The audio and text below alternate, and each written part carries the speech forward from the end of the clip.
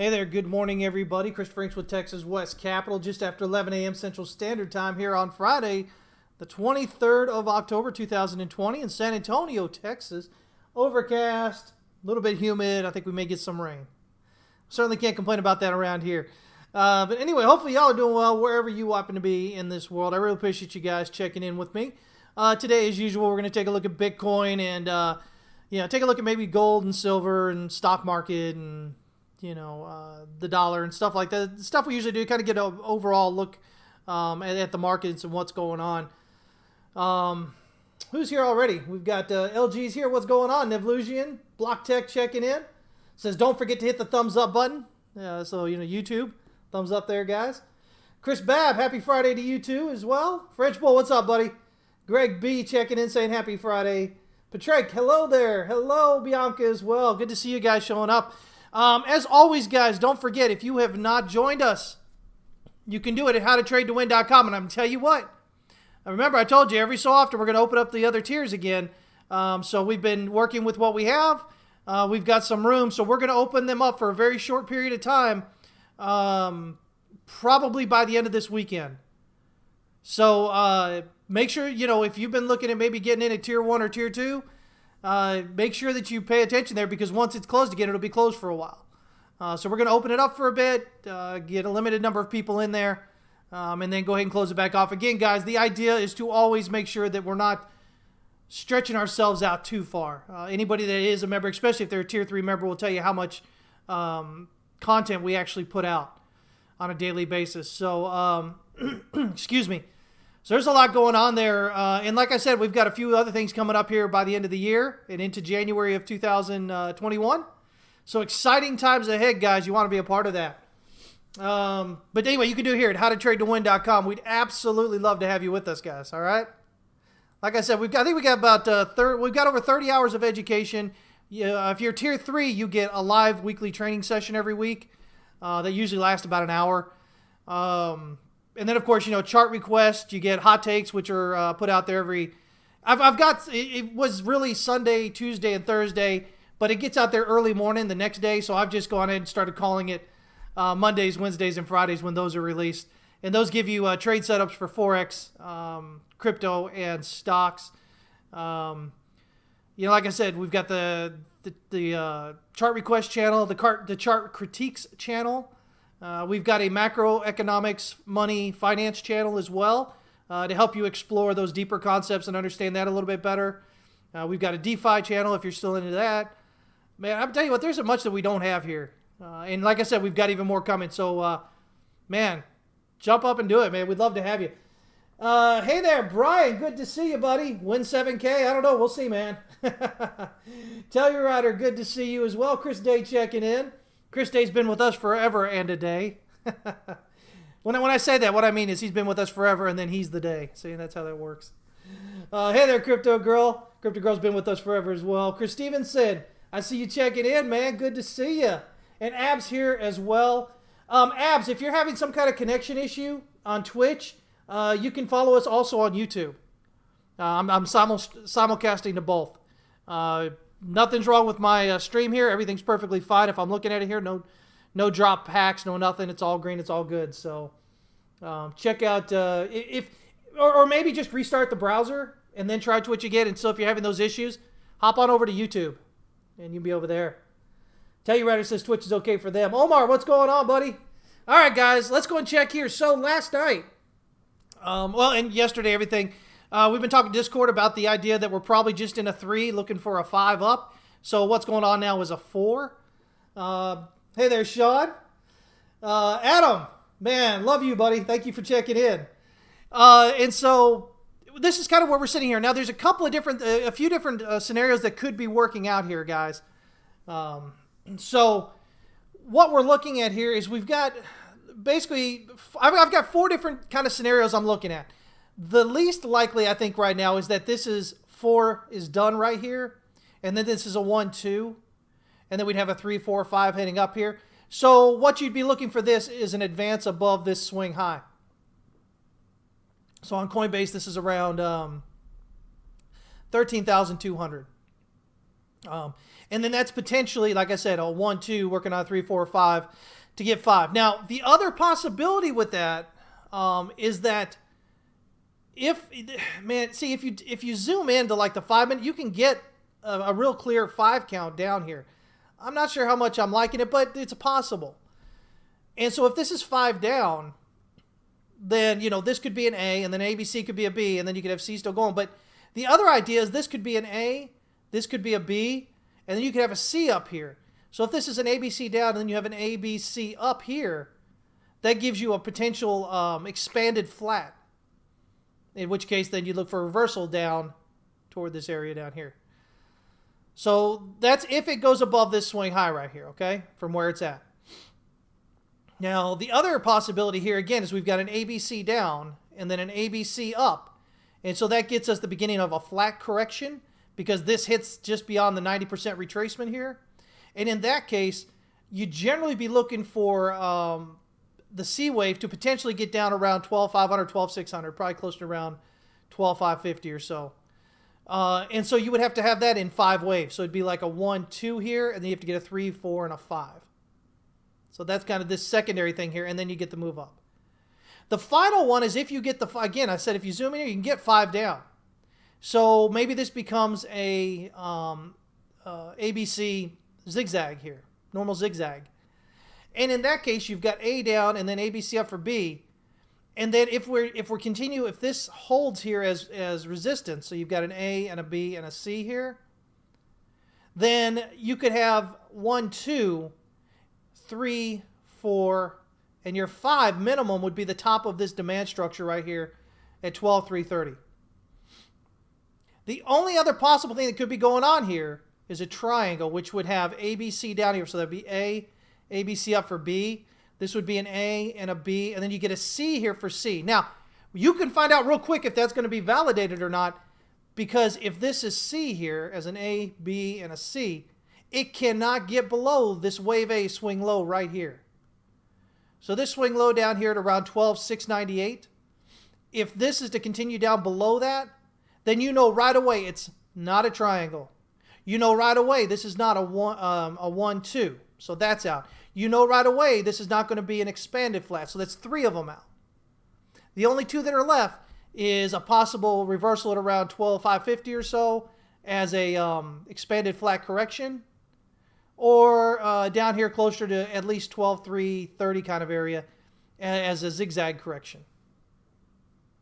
Now, if price continues going down below this the bottom of this range here, below around 12,200, 12,188, whatever that is, 12,187 right there, that low. If it continues pushing down below that, now that starts opening up the idea that maybe this is the top here. Now, like I said, right now I'm leaning toward us having one more move up. And the move up, I'm looking to potentially challenge this right here, this 3,868 and 44 cents is the Coinbase June 2019 swing high. That was that monstrous move up we had that, we were telling everybody about and people were laughing at us the entire way. Anyway, that's that swing high there. So this is the supply structure off that daily candle. So moving up here, I would look initially at the supply structure right here, EQ at around 13,610, 13,620 around there, and then the swing high up there at 13,868. Now, it could go beyond that to about 14.2, but that's the way I would look at that potential advance off that. No matter which one of these that we do. Those are the 3 levels I'm pretty much watching at the moment here. And so I think that should pretty much, keep y'all full up until Monday. Excuse me. So yeah, again, if it drops below this swing low over here, then there's really only, unless this is the top, if this is wave 4, there's really only 2 other possibilities that are most likely to show up, and that is, again, that 12,550 kind of area, and then a 12,300 area. Now, that 12,300 is a wave 5. Remember, wave 3 and or wave 5 can overextend. And so these are just minimum targets that we usually look for. It could come all the way down here to the EQ at 12,227 or so. But again, my thought is if you're moving down below that and below this swing low over here, then that really starts opening up the idea that maybe this top is that this is probably maybe the top here, and and we're going quite a bit lower there off that. And so if that's the case, of course this would be a 1 and a 2, and you'd be looking at 3, 4, 5. Let me see here. Sorry, my browser's running a bit slow here. Oh man, gotta love that when it does this. Oh, I didn't get it on there, doggone it. If this were just so you have an idea, guys, if this was to just kind of, God dog it. Let's see if I can grab this here.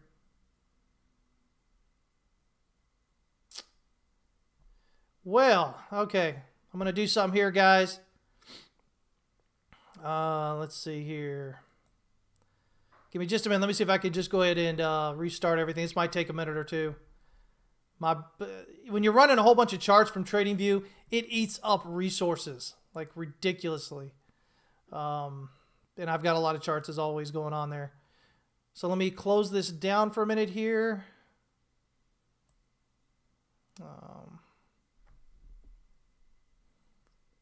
Sorry, guys. It'll be just a minute here, and then we can get back to what we're talking about. The man who broke TradingView servers. No, they're breaking my browsers, having all those open.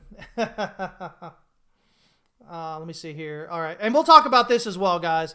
This is Sierra Chart. Those of you who follow me for any length of time, you know that I also do market profile and order flow as well. And so that's what this is right here. But we'll talk about that in a minute. Let's see if we can get this browser going back up here. It was supposed to be a surprise. That didn't work out as a surprise, did it?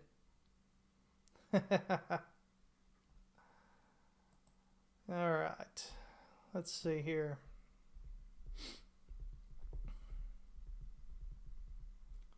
Let me see. Yeah, Pixafin. It looks like I beat you to that question, buddy, with the 5 is in and potentially heading down. Yeah. Let me see here.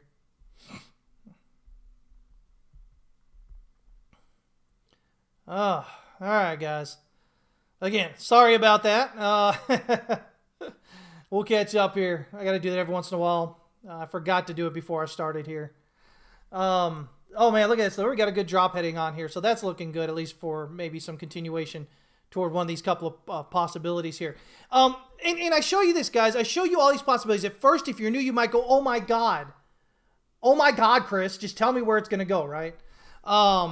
I think I got that from my sister, that oh, my God thing like that.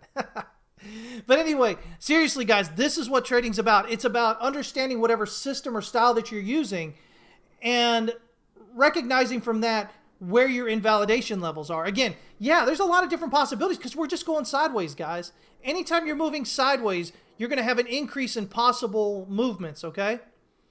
But with Elliott Wave, we know where certain things are. Again, if this is to be a 1 and this is to be a 2 on a pullback, if it drops below that, we know that's not a 1 because 2 cannot, that's a rule. 2 cannot drop below where 1 starts. If this is going to be a triangle here, again, this is wave A. And we know as a triangle, wave C cannot drop below wave A. So if it drops below there, again, the triangle's out. So right away, if we get a drop below that, we know 2 of those scenarios are out. We also know if we're looking at this being a possible, again, as I said here, an A and then an ABC for an expanded flat, if we're dropping below A, then we know that's not what's going to happen there, right? Because that's an expanded flat is going to not drop below where A starts until B finishes, and then C drops down below A.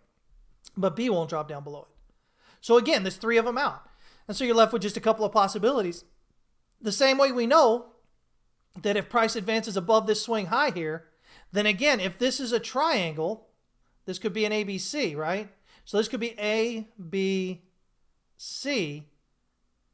And if a D goes up, D cannot move above wave B here. So we know if we reverse from here and head up and we go above wave B, we know that this cannot be a triangle. But going above wave B, we know potentially 1, 2, 3, 4, 5 heading up here, or you know, the B wave playing out as an A, B, and a C for an expanded flat.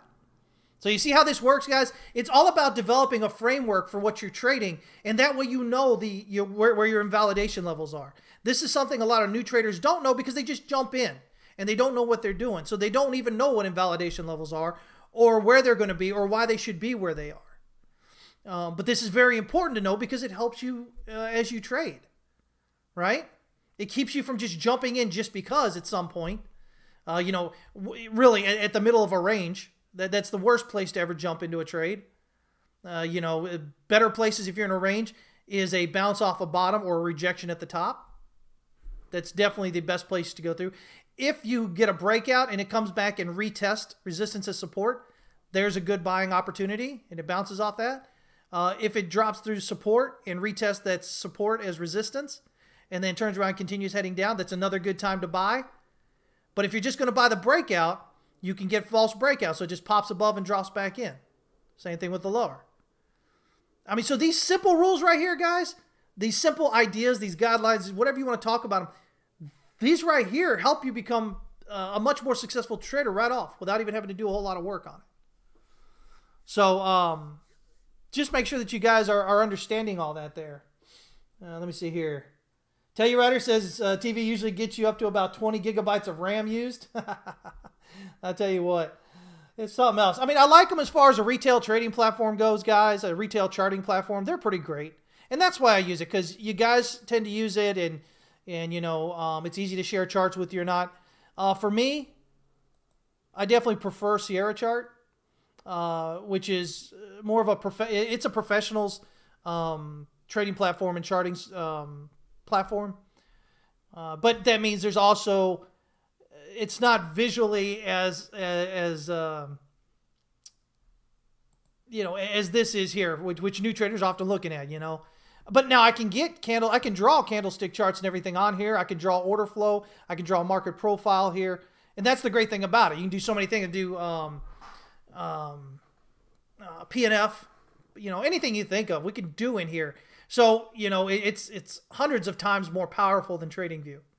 But there's also a learning curve with it. And that's what most new traders don't want to learn, unfortunately. But if you do, and you learn, you take the time to learn, it's a great platform. Let me see here. Hey there, Spiral Architect. Good to see you. Brian says the bear shut me down. Let's see here. Hey, what is that? Oh, man, I'm sorry. My eyes are really bad. I'm old. I can see the number 5, though. Your name starts with an M there. From India. But, hey, glad to see you checking in. Let me see here. Perrin, what's going on? The platform is sierrachart.com. So I'll just write it right here for you guys. sierrachart.com. Oh, my gosh. What just happened there? Let me do this real quick here. It's not allowing the logging on the chat. Sorry, give me just a minute, guys. For whatever reason, I'm not getting the correct login on this. Give me just a minute with the chat box here. God dog it. It's always something, right, guys? It's always something. Let me see here. All right.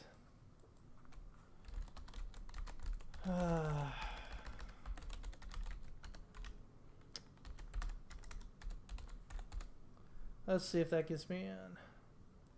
Oh my gosh. It's not one of the most annoying things. Is it not the, this stinking CAPTCHA stuff? Doesn't that drive you guys nuts? Oh my gosh. I freaking hate it. Especially when you get it wrong. And you have to go through it all again. Let's try this one more time. Oh man. So yep, there I got to do it again. Guys, I promise this will get a little bit better here. My apologies for what's going on here. All right, let me see. Somebody say something to me, or text something, type something there in the chat. Let me see here, and then we'll see if it comes up here. Let me pull it back up for you guys again. Let's see. There we go. There we go. Let's see here. Captures more about training AI for free than security, in my opinion. I believe so too, man. I believe so too. Hey there, Andrew. Good to see you. Hank, what's going on, man? Yeah, I'm always ranting. You know that. Not really. In case it didn't come through, guys, here's the link to what that charting platform was. SierraChart.com. Man, if you're new, if this is your first time seeing my stream, I do apologize. We are having nothing but technical issues this morning. It's not usually like this. The friendliness, though, that's always there. That's always there. Okay, there we go, guys. I think we got it set. All right, so back to what we were looking at here. So really, I really think this is probably what we're looking at. Now, what I was trying to do before we had all those issues was to say, that very, I think, probably the most unlikely scenario is that wave 5 is in. Now, it's unlikely right now while we're running sideways here, but it could be. But if that's the case, this would be a 1-2 here. And as you can see, we get a 3 right here at 12,300, a minimum of 12,300. 4 back up here at the 12,644. And then a minimum 5 down here at $12,089. Now, that's minimum. But if we're coming down that low, as 5, obviously that's at minimum, that's an A. So we would have an A and then a B push back up here and then a C 5 more down. So that's why I said if we're dropping below this this swing low here, right around 12,130, 12,140, whatever that is, right about there. If we're getting below that, I'm really going to start, and if this comes out as a pretty clear, 5 down, we should look at the top as being in here. And at the very least, printing out an A, and then we'll have 3 up for a B, and then we'll have 5 more down for a C. But like I said, right now, I think that's probably the least likely scenario at the moment. I think price really wants to test this high up here. As a matter of fact, what my main scenario here right now is I'm thinking, as we kind of zoom out here so you can see all this here, is what we're going to have is this advance just above this swing high here. Like I said, maybe the 14.2, 14.3 area. And it's just going to wick up on the day. And it's going to close back down below this swing high here. And what that's going to do is that's going to create what we call a bearish SFP, which is a swing failure pattern. Because we've got basically a year plus here. So if we look at June, June's 12 months, and July, August, September, October, November, that gives us 4 months, 16 months difference here. And so if we wick up on the daily and close back below, without even it happening at the moment here, I would right now expect that would clean off, like this would be a 5 count here and we'd have a decent pullback for a wave 2. Minimum. Now, we've talked about the other possible bearish scenarios that could be working out here long term. But remember, we're still just going sideways here, guys. In the grand scheme of things, we're still turning sideways. And so, not only, I keep you aware of that possible larger capitulative type move that could potentially happen, getting us down below 3,000. But as I, constantly remind you, there's no guarantee with that. It's a possibility while price remains within this sideways here. Again, the idea that this being A and this being an A, a B, and a C to get your B, the same way we talked about right up here where we're looking at, get that expanded flat kind of idea going on.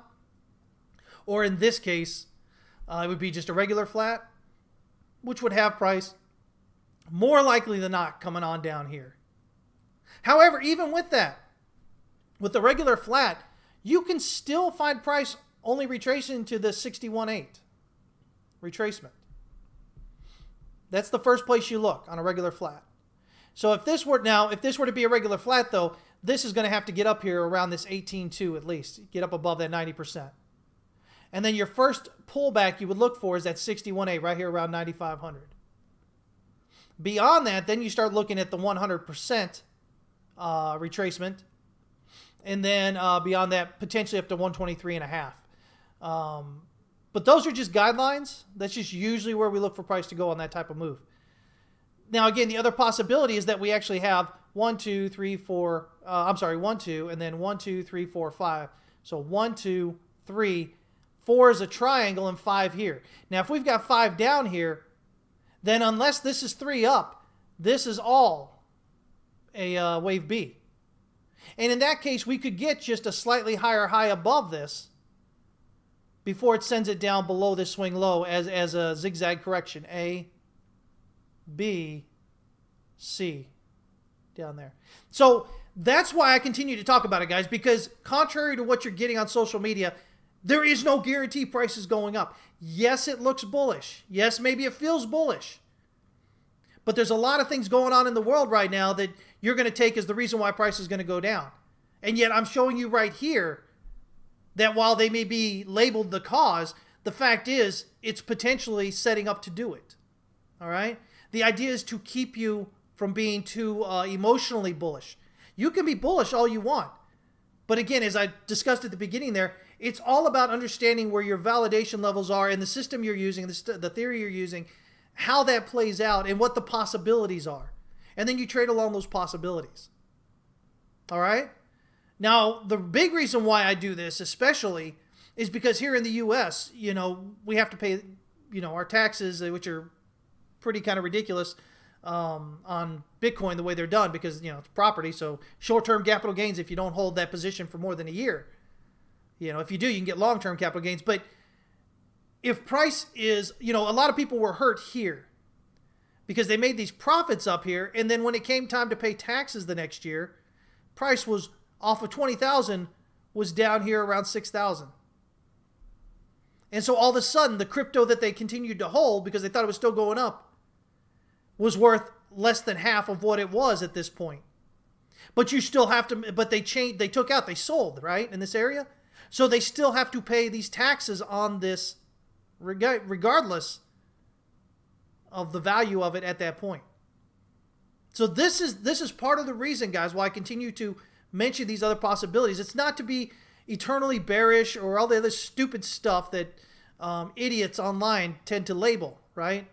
It's because the realization of what's going on here. The last thing you want to do is get caught like them and you have, tens of thousands of dollars in profit maybe, and then next thing you know, you have to spend most of what you made, if not more, converting your crypto into cash to pay your taxes. Because I'll tell you what right now, if you're in the U.S.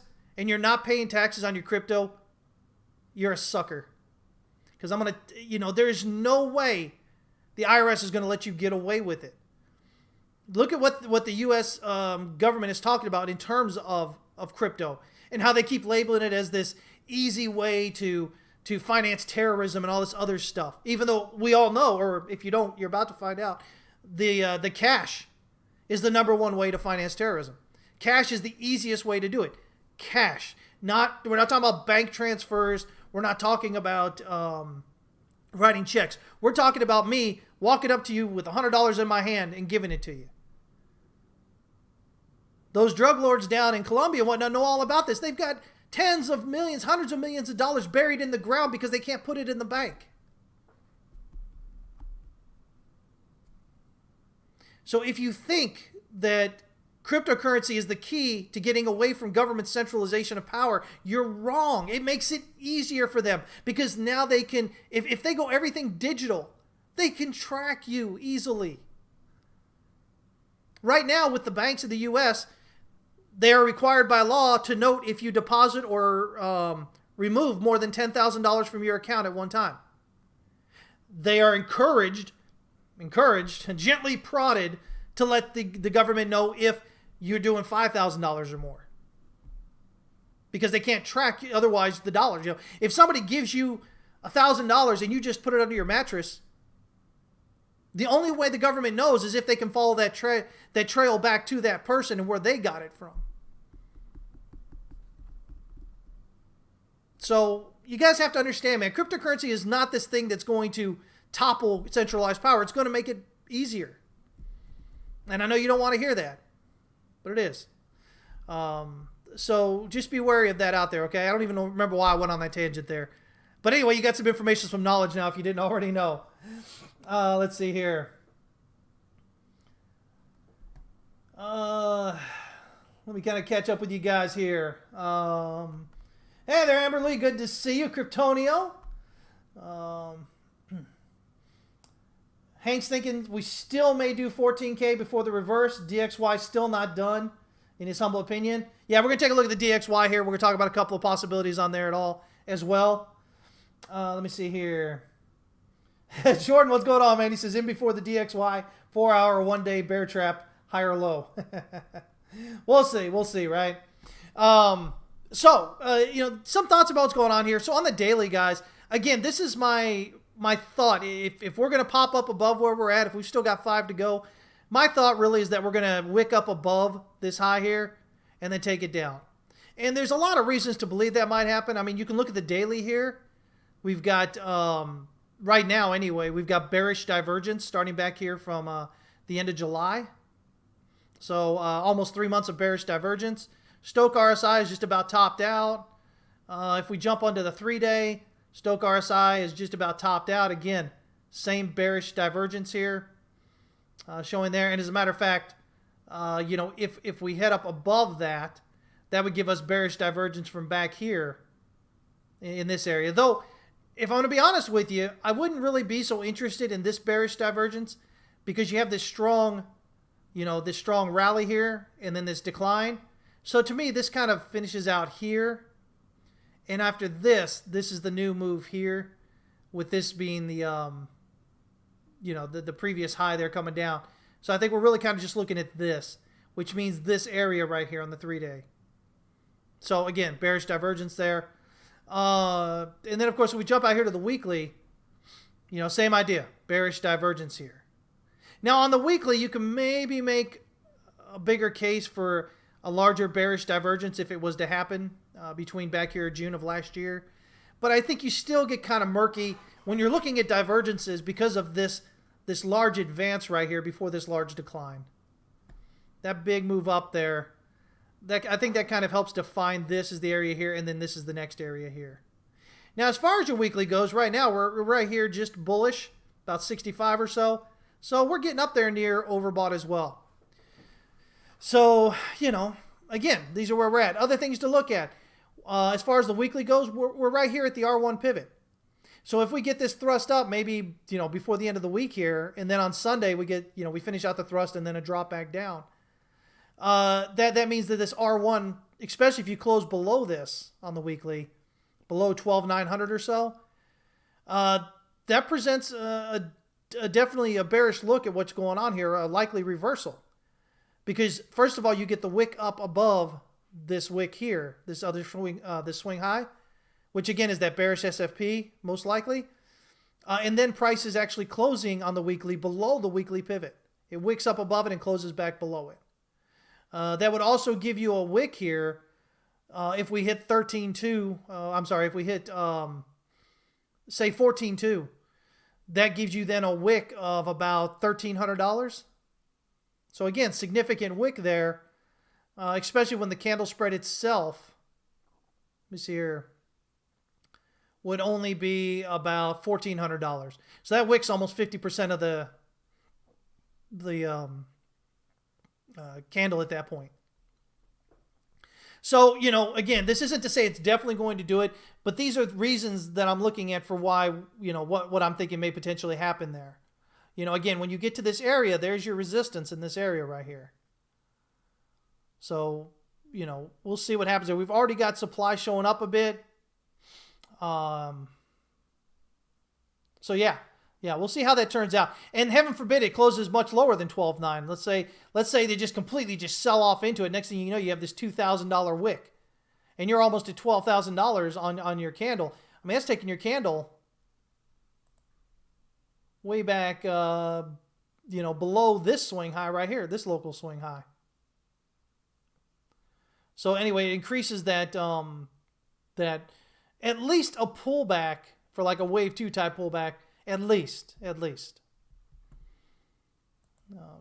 So just, some things to watch there as it does. Oh, look at that drop. Yeah, there we go. That's what I'm expecting. Let me see here. So let me go ahead and talk about this real quick. I'll bring up the other chart here now. Give me here. For those of you that don't know, this is TPO, market profile via TPO. TPO stands for time, price, opportunity. So What this tells you is when we look at this, whoops, God dog it, wrong button there. What this is the TPO graph right here, and what this tells you is at what price level does price spend the most time. This is the volume profile here. This tells you at what price level is the most volume being seen at, okay? So those of you that were with us last night in Discord, you know I brought this up and I mentioned to you that this pink line right here is the POC. It's the point of control. Oh, there we go. Now we're losing this. And so last night for Discord, when I talked to him, I said I think we were likely heading lower because the POC was up here, right about this area, just below the volume point of control here. And we were below it. Now, as of this morning, you can see that it moved down. Those of you who were with us in Discord last night, you can see that it's moved down a few levels, right? But once you're getting below these levels, your support kind of runs out. Now, you get over here, and you've got some volume on the previous day here, but here we go. We're dropping through it here. This blue area is the value area. This is where 70% of the price action happened that day, okay? And as you can see here, we're dropping below the previous day's value area.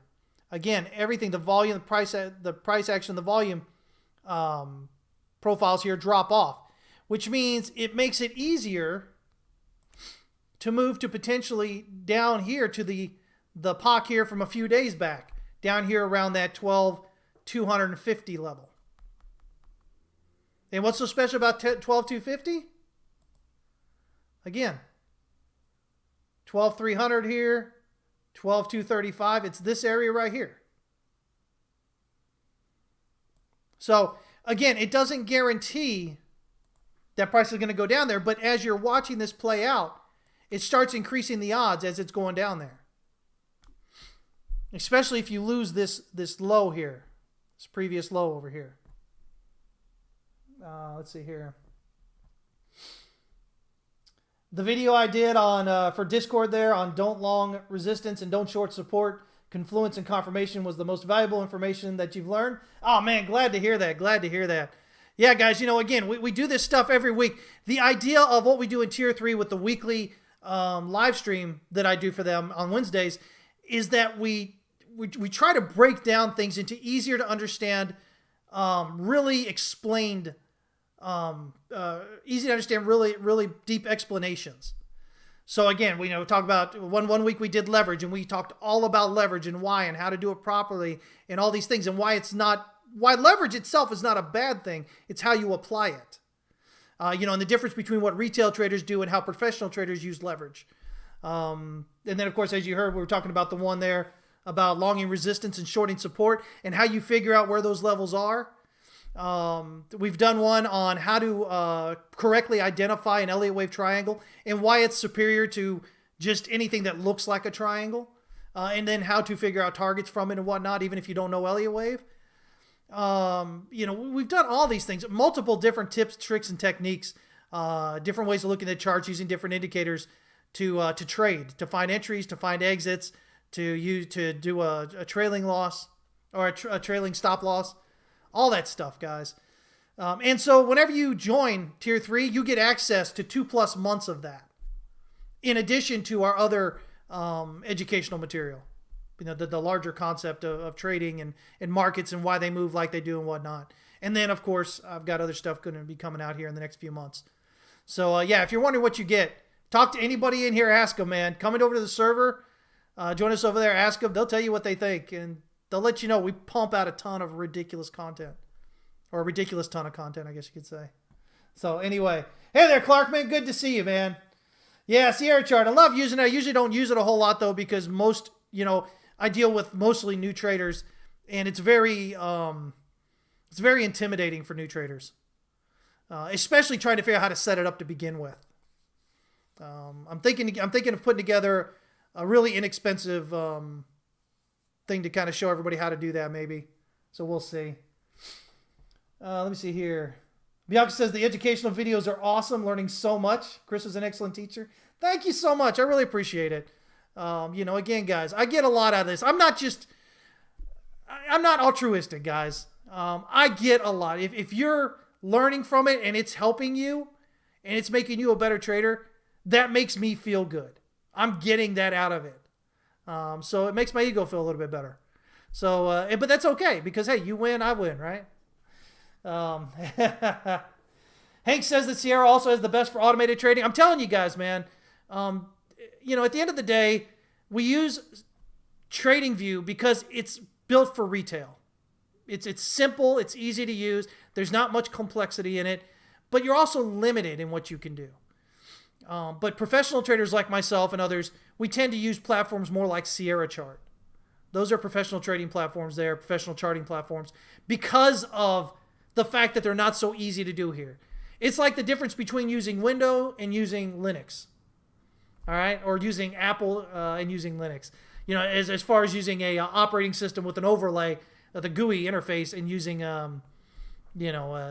command line prompts, which of course Linux has, their desktops. But when I say Linux, of course I mean the command line there. But anyway, I digress, guys. So this is kind of what we're looking here. You can notice on the 1 hour, we haven't hit oversold here on the RSI yet. Stochc RSI is just now dropping in. We're getting lower lows off here in line with price. So OBV's confirming price action here. A lot of good stuff going on there. So again, downside is really kind of expected. But we need to get a decline below that swing low there, that 12.7, let me see here. 12.789 and 93 cents. I guess that's what it is there. It's the low. In order to invalidate the triangle idea and to invalidate the 1-2 idea and to invalidate the expanded flat idea. If we can get below that, even just 1 penny, we're left with these two, or potentially this is the top and we're headed lower. So there you go, guys. Let me see here. Brian, you like that weekly educational stream yesterday? 2 days ago, I guess it was. Glad to hear it, man. Glad to hear it. Clarkman's saying, yeah, it's dense and it costs $15. Oh, it doesn't cost $15. Sierra now is 30. Well, I guess if you take the low end, the bottom package they have, but you guys definitely want to do the upper package, which is like $30 a month, because that allows you to do order flow. You can't do that. You can't do footprint charts with the inexpensive one. They're both inexpensive, but if you want to do footprint charts, you want to do the slightly more expensive one. Still cheaper than TradingView overall, though. What is an expanded flat? Real quick, Ross Mark, what that means basically is that you would have an A, B, C down for A, and then you'll have an A, B, C for B to finish out B, and that C is going to move above where A starts. So they would be like this, A, B, and then you'd have a C up here. And then your C wave, because A, B, your C wave, your 5 waves down, is going to end below where wave A ends. And that's how it gets the term expanded, because your A wave ends here, B wave terminates above where A wave starts, and then C wave terminates below where wave A ends. That's why it's called expanded. And then the flat is just, it's an ABC for A, and then an ABC for B, and then 5 down for C. Let me see here. Okay, let me catch up with you guys here. So, this is kind of what we're looking at the moment here.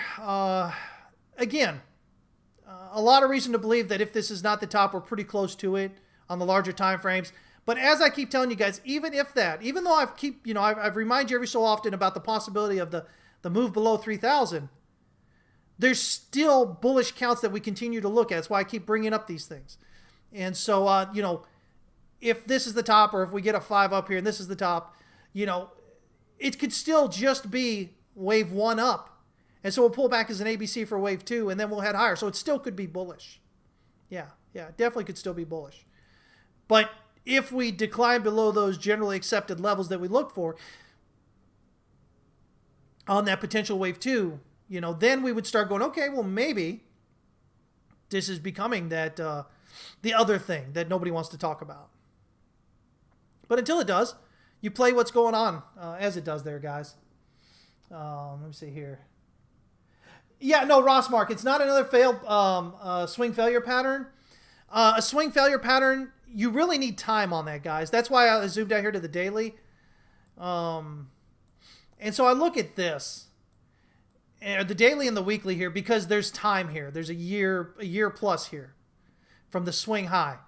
Now, locally here, we could have had, we could have had one here if on the daily, if we had wicked up and closed back below, because on the daily here, this is a couple of months. So on the daily, if we had wicked on this candle here, where we wicked up a little bit, if we had closed back below, we would have had it here. On the weekly, this would not be a valid bearish SFP here. But on the weekly, if it pops up above this swing high over here, that would be valid. If it pops above this one right here, that's not valid because that's not the swing high. This is the swing high up here. So the biggest thing that new people, when they're new traders, when they're talking about SFPs, is understanding that there's a time component in there. You need to have some space, some distance between that failure. And the more distance you have between it, the more likely you are to get a pullback on that. The closer it is together, the more iffy it becomes. So yeah. Let me see here. So that's that right there, guys. And that's what we're looking at. So hopefully I've done enough here to really, if any of you still have these lingering, oh, he's always bearish and he's just a perma bear and all this other stupid nonsense. Hopefully that's ended now, and everybody knows. We're just we're being realistic about real world possibilities that could be going on, but none of them are guaranteed. All right. So that's what we're kind of looking at here in terms of what's going on here. Again, if I bring up Sierra chart here, here we are down toward the bottom. You can see we've got a little bit of volume just below us here. But remember, this is the value area. This is that outlier. This is not this, between this area here and this area here. That's 30% of the total volume that's happened here. So this is where they're interested in. But if you're trading below it, especially if you lose this low, that means, hey, you should be headed down more. Now, in this case, this low hits, this little bit of this volume here, and you can see that's where we kind of bounced out of here. Oh, you know what? You can't even see my my cursor, can you? Sorry about that, guys. Let me go to a pointer here. All right. Sorry, I forget it doesn't really show up there on the live stream here. Let me try this one more time. So, again, this is that value area. This is where 70% of the price happened. Time was spent in price. This is where 70% of the volume has occurred. So these outlier areas here are the other total 30% of the time here or volume here. And so once you're coming down here, getting toward, getting down to this, what was a single print for a while there, just the one, just the one line there, that really starts increasing the odds you're heading lower. Now you notice from the previous day here, we've got a bit of volume right around this area where we kind of bounced and pushed up at. We're right here at this volume area. It drops down here though and really kind of keeps dropping down. And that makes it easier here to fall off. You can notice that over in this other day here, a couple of days back, this is the value area down here. This is your point of control where most of the volume happened. This right here is where most of the volume happened in this upper outside area. So coming down, that still makes a good place to look there, that 12,730 kind of area. But if you're dropping below that, this all drops off. It makes for an easy fall down toward this 12,250 area where you really start picking up your TPO and your volume in that area. You can slow a bit here, but this really below that 12,7, whatever it is, 12,730 or 50 or whatever, below that, you really just drop off going down there. So this is where price is currently at here. Watch, it's building up a little bit of volume right here below in the current timeline here. So you drop under that, it just kind of opens up for a move down, especially getting beyond that point there. So again, from last night, those who are watching over Discord there, they knew that already. And hopefully we're prepared for that. Let me see here. Hank says he's betting on a double top to end this upthrust, so 14,000-ish. Again, that right now is my thought. That's still my thought here. Again, looking at a possible bearish SFP here. And if we get that, I would expect a large wick more likely than not here, and a lot of heavy selling coming down. So you see, you should see selling volume really ramp up on that drop down from that. If you don't see volume really kind of ramping up within a few days of that, then you can kind of be a little bit more cautious about potentially just a limited pullback or maybe even some continuation up. But if you're getting strong volume coming in, at that point and the next few days after, that's really a good clue. That's probably at least the end of maybe a 5-wave move up here, and get a pullback off that. But we'll talk about that as if and when that happens. Let me see here. Okay. So that's that. If we check here real quick, the DXY, kind of see what we're doing here.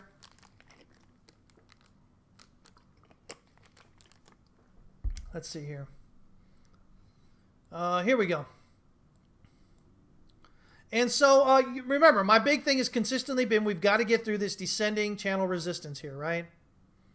And so we haven't done that yet. So the longer we don't get behind and continue falling, the more likely are we to continue lower. All right? Now, just because we continue lower doesn't mean that we have some long distance drawn out thing to go. As a matter of fact, the daily, if we jump here real quick, this daily S1 pivot is right here at 92.1 there. And so I could see, again, these areas here, we have these deep pullbacks into these areas, or like here. I could see a deep pullback, maybe as a 1-2 here. I'm not really counting on it, but I wouldn't be surprised if it bounced around that daily S1 pivot. Now, again, that's going to depend on how long this takes here, because these daily pivots reset next week. So today's the 23rd. Let's see. They will reset after the end of next week. Yeah, so the 30th is next Friday. So after that, they'll reset. So we'll talk about a scenario here real quick where we can kind of do some sideways. So if this doesn't continue down from where it's at here, then we'll have to wait and see what November's pivots put together for that. But if we're heading down here right now, I would not be surprised to see a bounce off that. Now, that said, we haven't actually dipped below this low here. This, I've given Discord this other update here. This is the alternate count I'm watching, which, again, as I had mentioned many times before as we were doing all this, that this could just be a 4, and this could be a 5 working out here. And so that's this count. And so that gives us then a 1, 2, and potentially here, I'm looking for a little bit further down to get a 3, and then a 4, and then potentially a 5 down here around 91.40 or so. And so if we get that, that gets us right below the S1 pivot. So you could maybe see like a wick down on the daily and then a move back up. I believe we would close above that if that were to happen.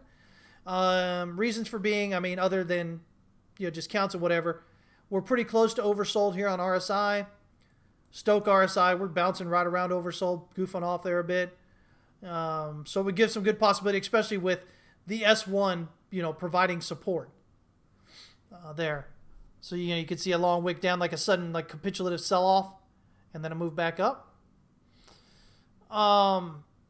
So that's that right now is probably my most likely scenario at this point. Now, that doesn't mean it can't go down lower. That's a minimum drop on that. That's where I would be looking. It's kind of this area right here. Now, it could be part of a bigger move down, a subdivision going on here, where we're looking maybe at 89.5 or so. But we'll see as this plays out if it is. If I'm zooming in here, let's see here. So basically, what I've got here, I've got basically, if you look at this, you look at maybe like a 1, 2 here, or potentially even like a 1, 2, 3, 4, 5. So you've got a 1, 2. This could be a 3 and a 4. And then, you could be working on a 5 here. And that would get you, if that's the case, there's the potential that, again, you could have this as a 1, 2, 3, 4, 5 here. And then you have an A and a B, and you're just completing a C here. Just a deep pullback. I'm not necessarily counting on that, but it's definitely a possibility, especially when we look at some of the actual pairs. I think a lot of problem people get when they're talking about the dollar in social media. Again, you got a lot of people who are not economists, and they're not even really traders, guys. They're just people that kind of latched onto this, and people listen to them online, so they go and talk about it. But they just look at the DXY. They don't look at the pairs that actually make it up and understand how that's affecting what's going on with the DXY. If all you're doing is looking at the DXY, I think you really are giving yourself a lot of issues as far as what may or may not be going on from that. Now, the other possibility here, instead of this being maybe a 1, 2, 3, 4, 5 or something, is maybe 1, 2. So you get a 1, 2, 3, 4, 5. So 1, 2, 3, 4, 1, 2, 3, 4, 5. If we look at this, we can go 1, 2, 3, 4, 5. So again, if we look at this idea of maybe this is a 1 and a 2, then it's possible that this, that this could be a 1, 2 on here. Now that becomes invalidated if you drop below this level. So you know where your invalidation level is. The other possibility is that we've got an ABC here and an ABC that we're working on here and an ABC. So that's what I've got this lines here. We've got if this is a wave 4, that we have a triangle maybe playing out. Wouldn't that drive you all nuts? DXY going sideways for the next month or so. While everything deals with the election and everything else. But definitely a possibility, unless we're 3 down and we make 4 down. I mean, if we're more than 3, there you go. Not a triangle, because it has to be ABCs, right? But also if it drops below this swing low, again, just like we were talking about on Bitcoin, if it drops below that swing low where wave A would start, because this would be A and this would be B here. So if it drops below where wave A starts, it's not.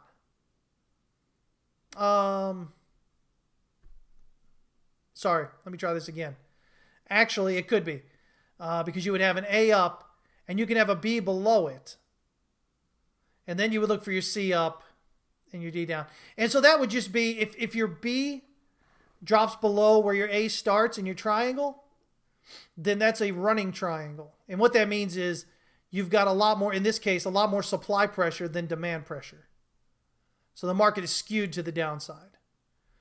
And you'll still get a triangle out of it, but it'll just be placed off a bit lower here.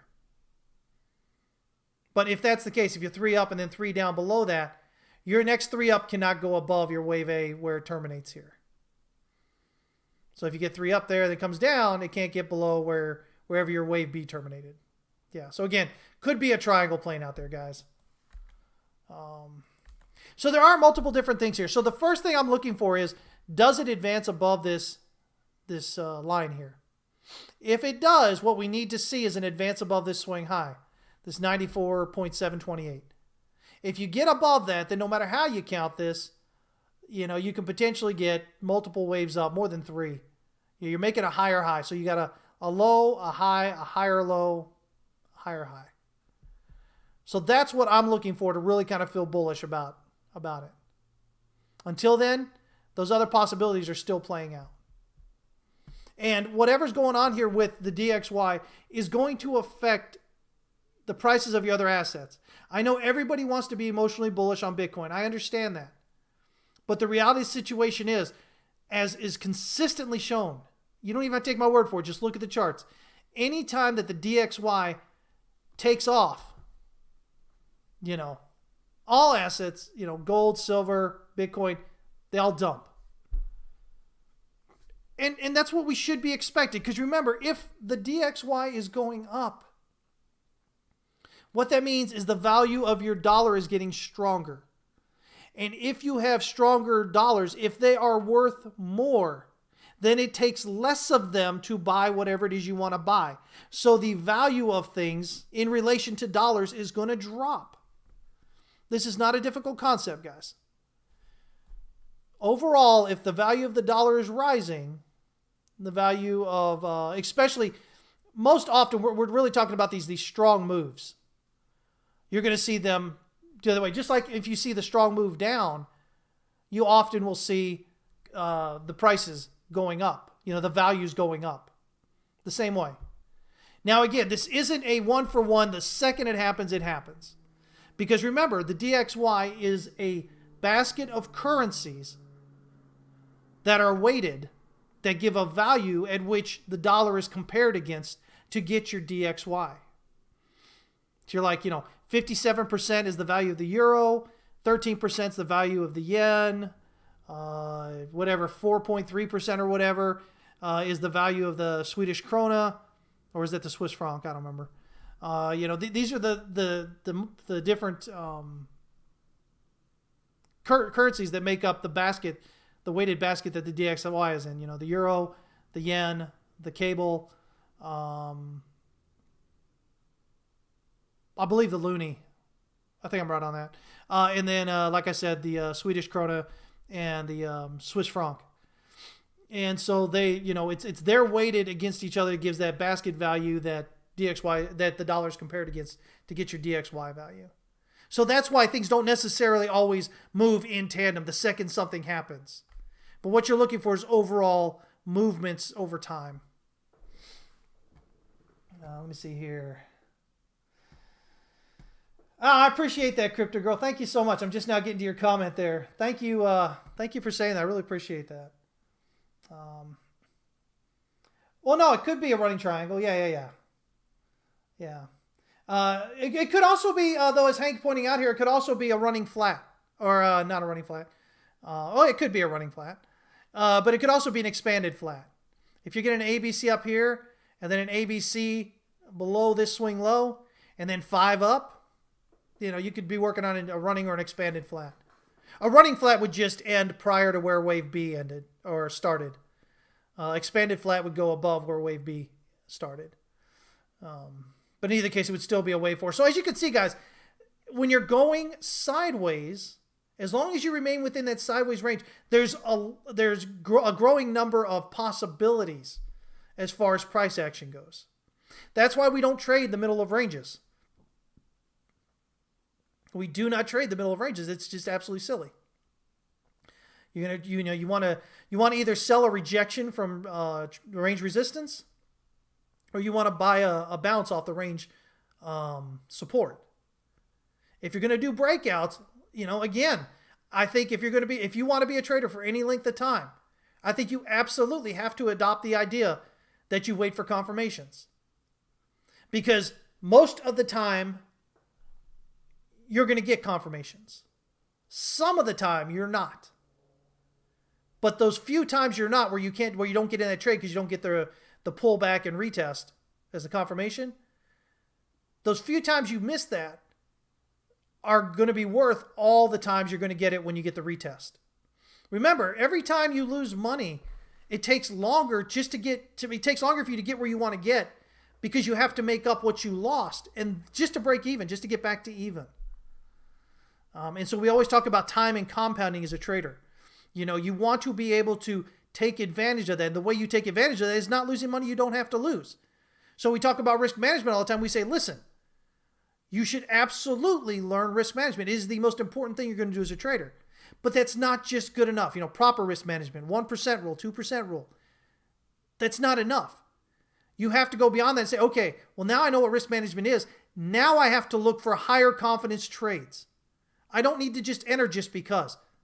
Sure, I'm using great risk management, but if you're entering just because there's a chance, then the odds are against you that you're going to make money. The odds are more likely that you're going to lose money. And again, we go back to time and compounding. And the only way you can take advantage of that is not to lose money you don't have to lose along the way. All right? Hopefully that makes sense, guys. Let's see here. So there's the DXY. So that's what's going on with that. As we kind of look at things here. Again, this is the 1 hour. We're bouncing up out of oversold here. Didn't hit oversold on RSI. But again, we're looking for a breakout of this channel, and then we need a break above this swing high. If we get that, I think that's the chance. At that point, you can really start feeling a lot more bullish. As always, there's no guarantees, but that's minimum what you really need at this point here. Is a break above this swing high up here. Let's see here. Let me see here. Tell your writer saying if you're going to enter without confirmation, at least have a small position tight stop. Yeah, I mean, you still got to use proper risk management, of course. But again, the idea is that we don't enter on a breakout. Again, if you're entering breakouts, you're entering just because there's a chance. If you're entering on confirmations after a breakout, then that's a higher confidence trade. You see the difference there? And you, as a trader, you don't want to have the habit of entering just because there's a chance. Because the most likely scenario of that is that you're going to lose money. And if that's the most likely scenario, then the more times you do it, the more times you're going to lose money, right? Which means you're working against yourself getting to where you want to get as a trader. As far as where you want to get your account to. Okay? These are very important concepts, guys. These are the things that make sure you can do this for 25 years, 40 years, whatever. If you don't pay attention to these things, you significantly decrease the odds that you're going to be able to stay in, a couple of years, much less 5 years or 10 years or 20 years or anything like that.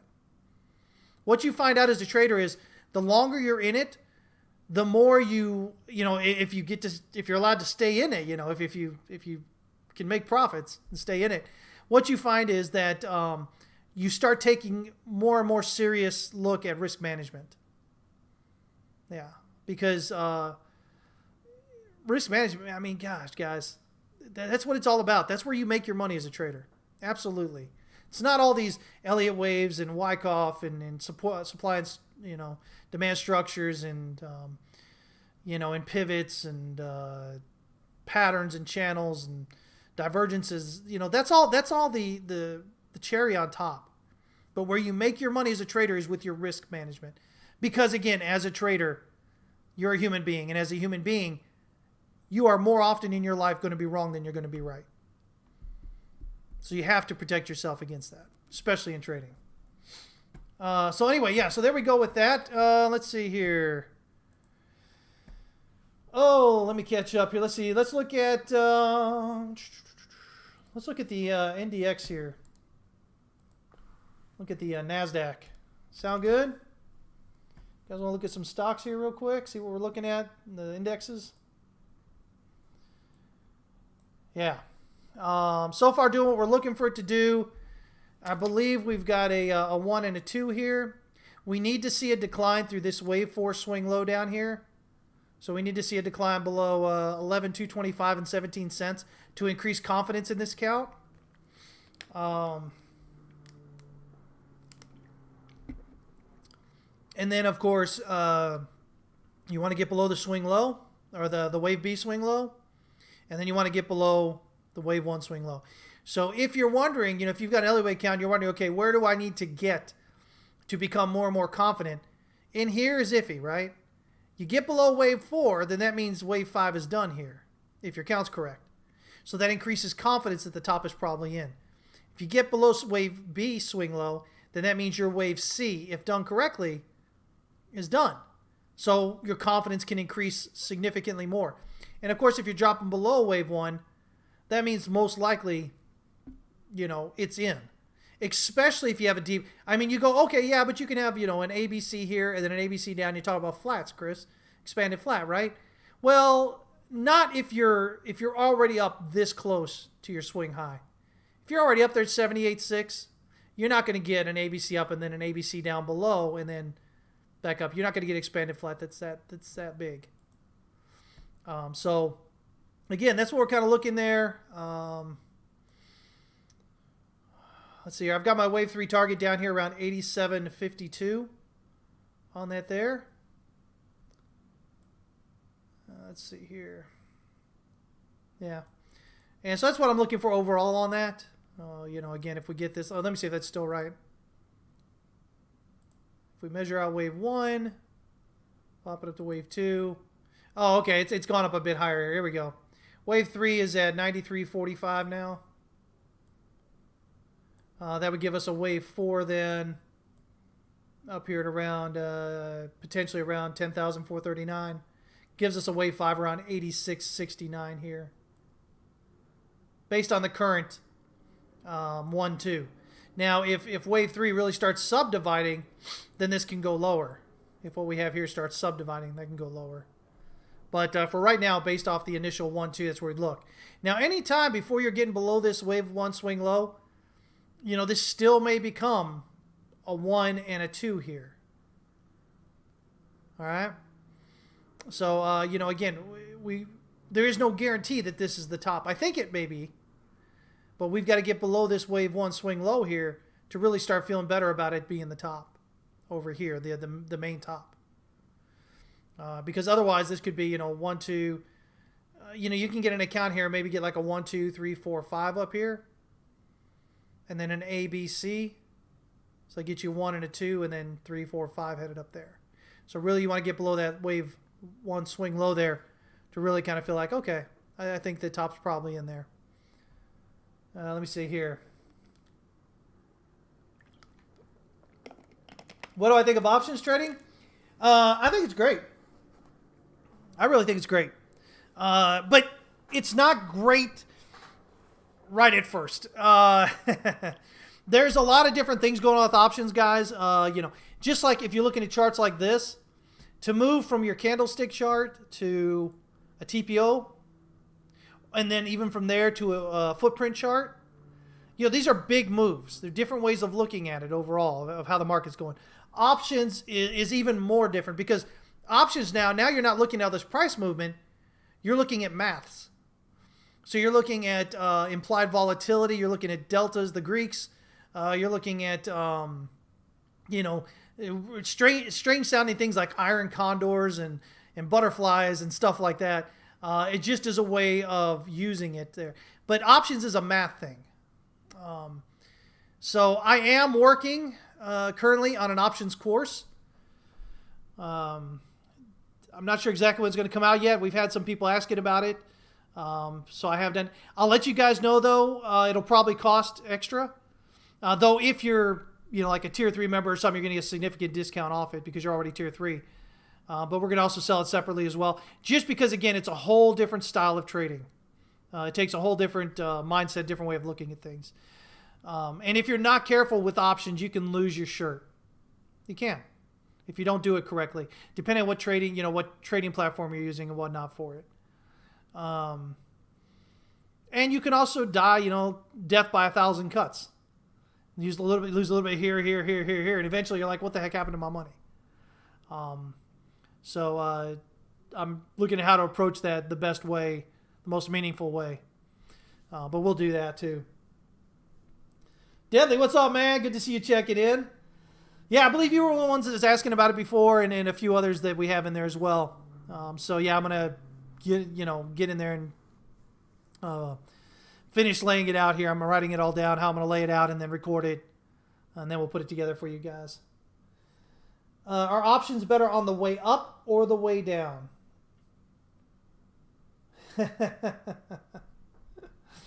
Hank says I can predict the future.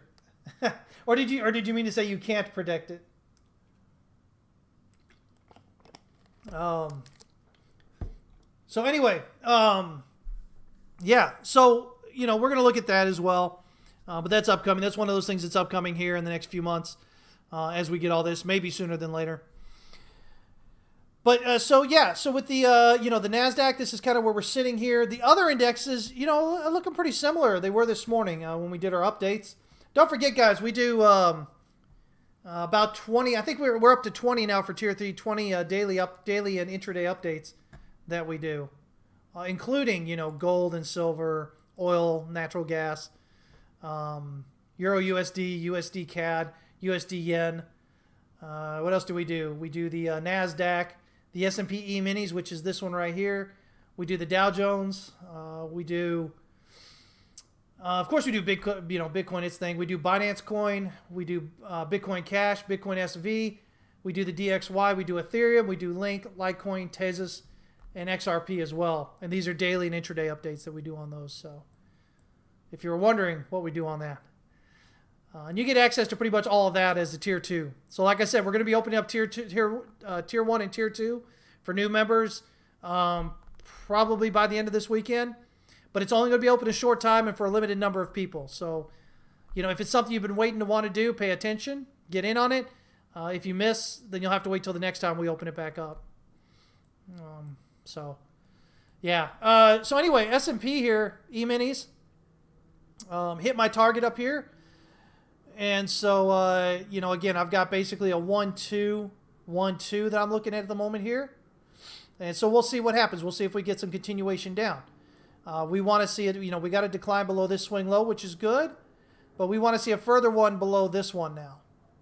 Below this 34.06 and 75 cents. We want to see one below that. And then, of course, below this, the wave one swing low here as well to increase confidence in what's going on here. In terms of the channel, if you want to look at that instead, if you get a decline below the EQ here and it stays below the EQ, that increases the odds that you're going to target the channel support. And of course, if you break out the channel there, you can always just get your channel targets, based on the height of the channel there. On the point of breakout, giving you this, well, look at that, comes right up there. If it comes out any time around here, it comes right around about where we're looking for wave 3, which is right about 32.92 or so here. So that's coming up as well. Let me see here. CryptoGo, you love the updates. You'd be so lost without them. Also the discussion channels and so much more. Yeah, those discussion channels really work out really great. We've got, man, I'm going to tell you what, guys. I keep telling you, what we do here at TWC isn't about me, man. It's about our members. God, they're so incredible. Man, just the stuff, the way that they discuss things and the ideas, and, it's all day, every day. Because they're from all over the world. And we have a lot of members. We actually have quite a few members that are from overseas. They're over, in Europe, Asia, that whole area over there as well. So that, again, keeps the channels popping all day and night.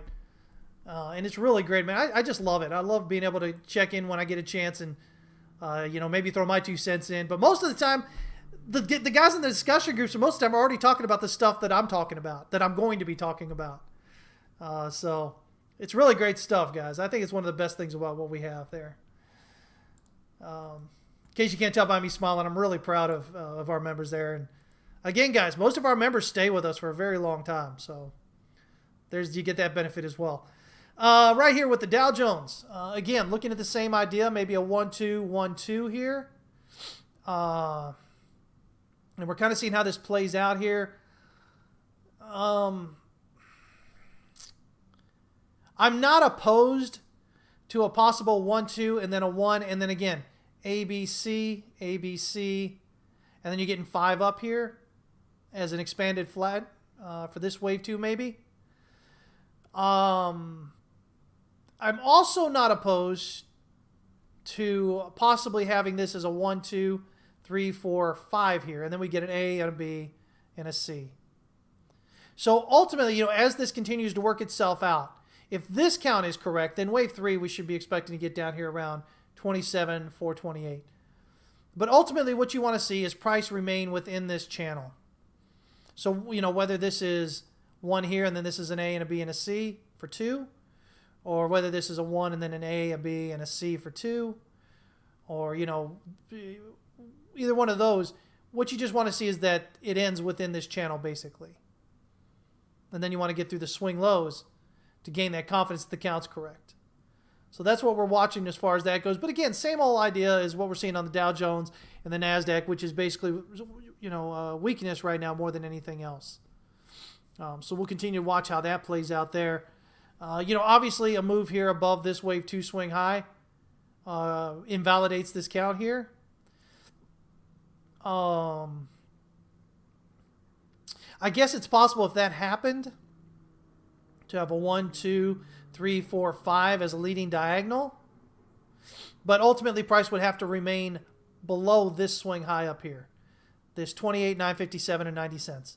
If price gets above that, that invalidates this. This is not the high here anymore. And we have to then kind of kick back. Oh, I'm sorry, the high is over here. We have to kind of kick back and redo the count. Ultimately, everything you want it to stay below this 29,199 and 40 cents. That's the all-time high there. If you get above that, this is all invalidated here as well as this leading up into here, because obviously that's not the top. So that would just call for a recount.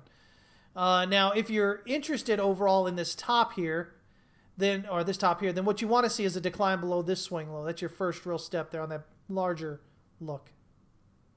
You want to get below that. And so that'll increase confidence that this is the top up here.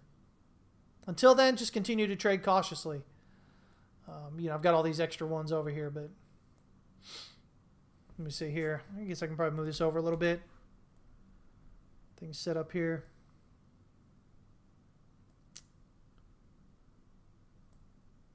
I'll just kind of move all this around a bit.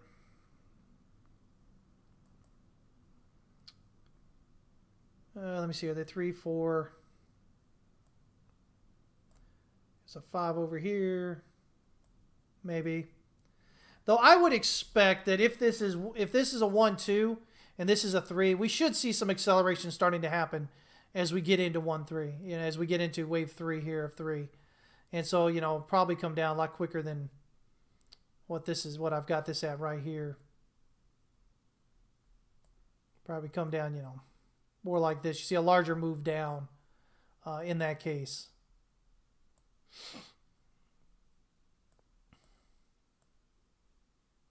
Yeah. Anyway, and then of course, I don't know why I ever do this, why you continue to expand out, but maybe if all these were to hit like they were here, then that's generally the way we kind of expected to move there. With your, 1, 2, 3, 4, 5, it gives you a 1, 2, 3, 4, 5. But anyway, that's what we're kind of looking at there. So far, it is what it is. We'll see if it continues down there. We know where our invalidation levels are. Let me see here. Yeah, I don't know what's going on with Bill. I haven't seen Bill in a while. Maybe dealing with all that COVID stuff and lockdowns and everything over there in Europe as well. Mr. Real Estate Mogul himself over there. Hopefully he'll show up sometime and say hi. Let me see here. Again, guys, you have to excuse me here. Man. Allergies kicking in with all this weather and making my nose run. All right. With oil, I think we've probably got it set here. I think we've got an A and a B and a C done. I think we've got a 1, 2. We're starting to get a good sell-off here. If it is, wave 3 should be targeting around this 35 or 37.65 level. And then wave 4 kind of pushing up here to around, 38.90 or so. And then wave 5, a minimum down here around 36.88. And that just gives you a 1 of C, the way we have it right now. And so you're looking for a decline here below this wave A swing low here, of course, to kind of really increase the confidence that top's in there. Let me see here. Yeah, so that's what we'll see. Obviously, if price doesn't get that low and instead it turns around and gets above this wave C swing high here, we're just going to have to look at the count again. It's just been a lot of sideways here, which we had a kind of lot of this overlap here, which was just horrendous to try and count. Those of you that are with us know we went through a couple of different counts trying to work our way through this. And then we finally had that sell-off. So that's kind of what we're looking for with oil right now as well. Let's see here. Crypto Girl's mentioning Scott's Wolf Den newsletter this week was great, as is all his newsletters.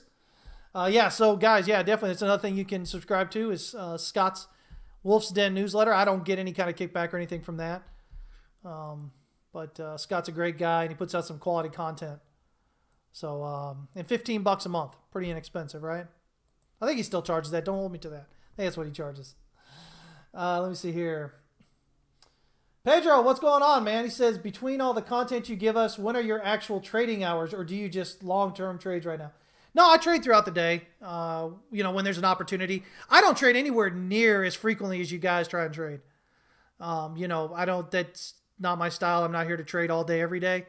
Matter of fact, Hank said trading does not consist of staring at the screen all day. Yeah, I mean, if there's a real good opportunity in there, I might spend some more time day trading a bit more, scalping some. But most of the time, like a lot of my setups that I give you guys, it's a little bit longer term. It's not going to end that day.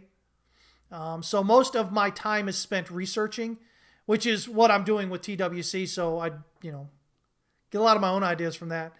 But But yeah. If I'm trading, when I'm trading, it's nowhere near as frequently as you guys try and trade often. So yeah. That's the way it goes with mine. But again, I've been doing this a long time. I'm not at that point where I feel like I need to make, $1 million overnight, which of course, as I've explained to you guys, is an emotional response and it's going to make you lose a lot of money. And I trade with bigger, larger pots. So it doesn't take as much movement. And when my movements come in, they're obviously at the end of the day, dollar figure are worth a significant amount. So, yeah, it makes it easy for me because I don't like to sit in front of the screen trading all day. I did that a long time ago as a young trader. That's a young trader's game, guys.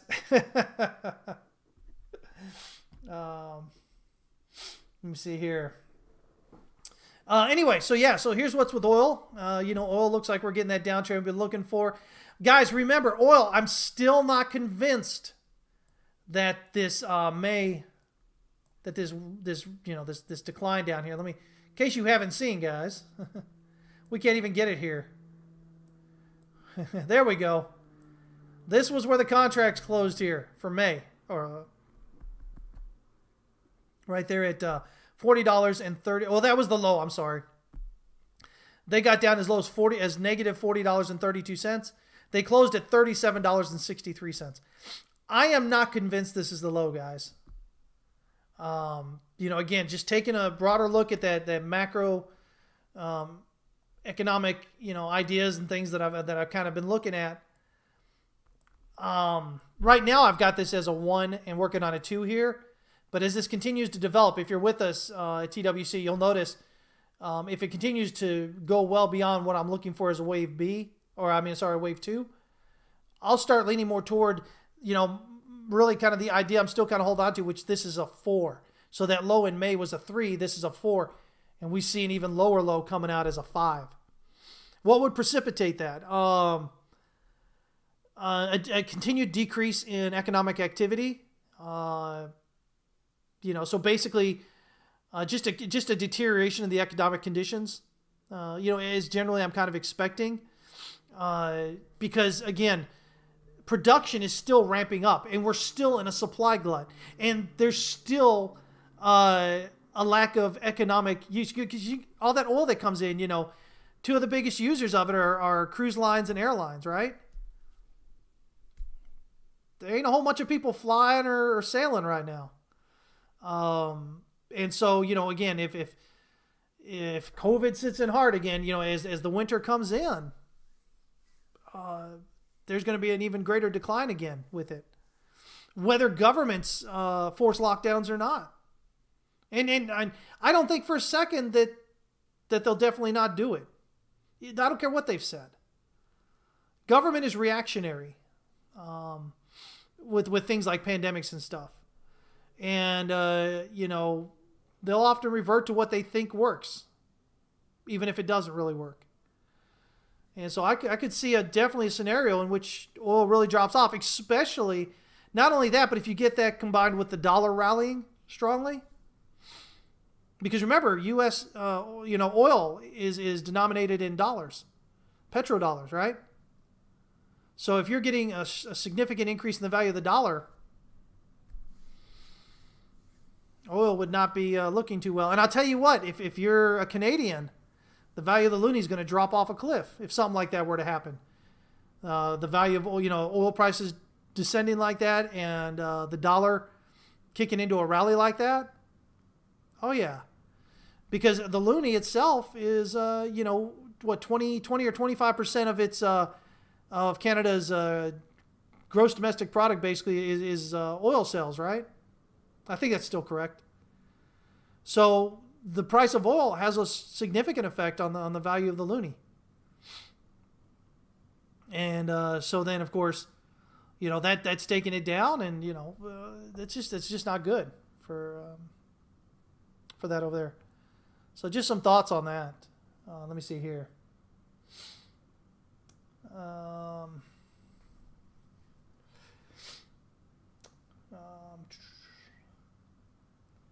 me see here. Yeah, Pedro. So I hope that it helps you understand the way that I trade. Yeah, I'm definitely not a all day long everyday trader. I don't have to be. I do extremely well with the way I trade, and I'm already set. So, again, I'm not trying to.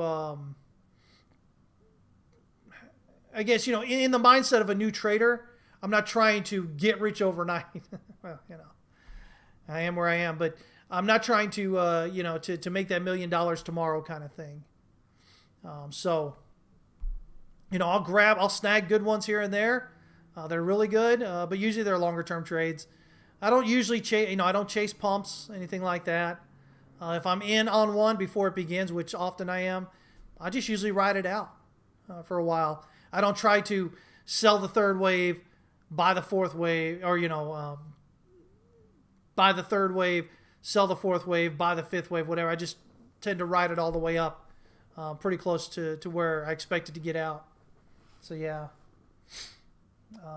And then like Crypto Girl saying, especially with crypto, man, taxes are just stupid. The way we got to do them. If you're a, you don't even have to be a really consistent day trader, but just trading a few times, the reports that you have to get the IRS, they can be 50 pages long because you have to keep track of all those transactions.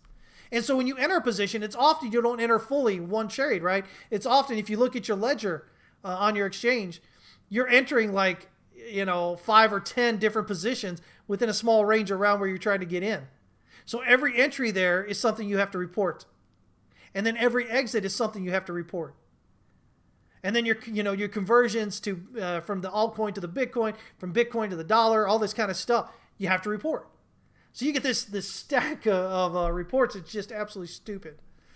Now, if you're trading Forex professionally as a day trader, that's something a little bit different because you can actually get taxed as regular income with that.